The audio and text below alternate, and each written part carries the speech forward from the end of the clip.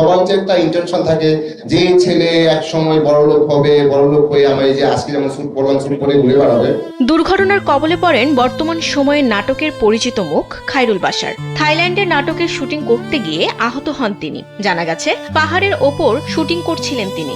পাহাড় থেকে নামার মুহূর্তে তার স্কুটিটি নিয়ন্ত্রণ হারায়। এ সময় অভিনেতার সঙ্গে ছিলেন চিত্রগ্রাহক মেহেদি রনি। দুর্ঘটনায় দুজনই আহত হয়ে বর্তমানে হাসপাতালে চিকিৎসাধীন। অভিনেতা জানান, মঙ্গলবার বিকেল 4:30টার দিকে এ দুর্ঘটনা ঘটে। এ সময় তিনি থাইল্যান্ডের কোলান দ্বীপে শুটিং করছিলেন। তবে দুর্ঘটনার পরই শুটিং টিমের সদস্যরা তাদের উদ্ধার করে হাসপাতালে নিয়ে যান। খায়রুল বাশার আরো জানান, দুর্ঘটনায় তার বুকে ও হাঁটুতে আঘাত লেগেছে, হাঁটতেও খুব কষ্ট হচ্ছে। অন্যদিকে মেহেদি রনি আরো বেশি আহত হয়েছেন। দুজনেরই এক্স রে করা হবে। আপাতত শুটিং বাতিল করে বিশ্রামে থাকতে হচ্ছে তাদের।